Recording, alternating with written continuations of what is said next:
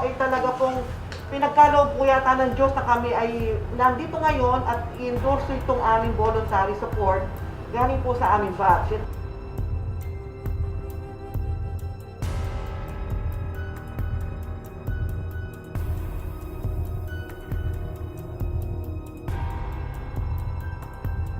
Yun naman siguro kasi ang nasa isip namin, pagkakaisa at pagtutulungan.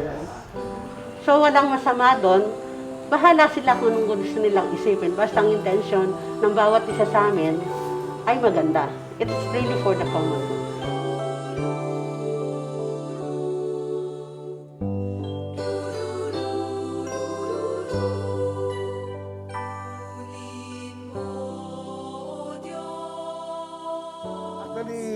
Yan kasi may conceptualize siya.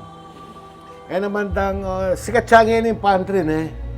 Actually, malambat na yung kinaita mo kasi rin yung kabats ko, yung high school, kinsiyan si batch 72, mag-donate lang, then taga-abroad, mag-donate lang a certain amount of money, ini-IBM kay munisipyo, pasali kaming vaccine.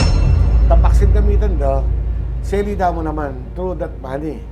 Tapos sinaup lang another amount of money, let's say, initially nga, may meron 50,000. Ini biyere man din kare may malen gwago. Dear Honorable Mayor Dante Torres, greetings from your batchmates, GNC Batch 1972 High School from Section A Group.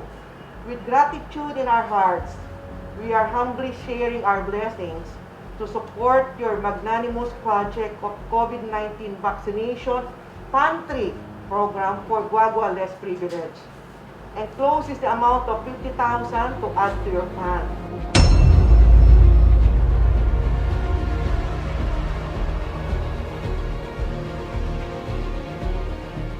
Meron tayong iigi ako ng sa Sangguniang Bayan, no, to receive donation for COVID vaccines.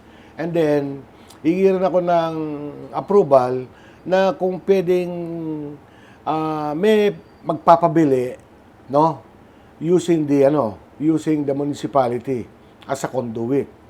Kasi kaysa naman yung mga kumpanyang malalaki o kaya maraming empleyado, kung munisipyo pa ang magbabaksin, nadideprive yung ibang walang-wala.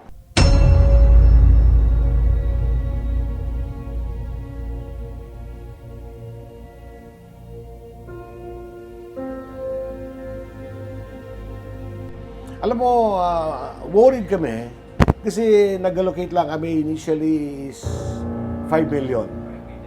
No? Tapos, nag-ano kami, 5 million kako, ilan lang tao yan. At saka, let's say, kung halimbawa, 5,000 doses yan, ang mababa ko na mo is 2.5 kasi you have to secure the other half para sa second dose. No? Kasi pag hindi mo na nagawa yung second dose, parang wala lang. Nasailang ang pera. So, nagawa natin 10 million. Di ba? 15 million. Oo, naging 15 million. And then, gagawa tayo hanggang 30 million. Ang target namin is 30 million municipal funds, local funds.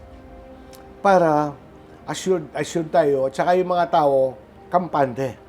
Full disclosure kami. Lahat ng mga pera ibibigay ng mga private individuals will be properly accounted. Kaya nga pinapasok natin yan sa kaban ng munisipyo. No? Para pag nilabas namin yung pera, meron din sariling accounting. Kasi mahirap kung yung pera, awa ka natin cash, awa ka ng isang tao, no.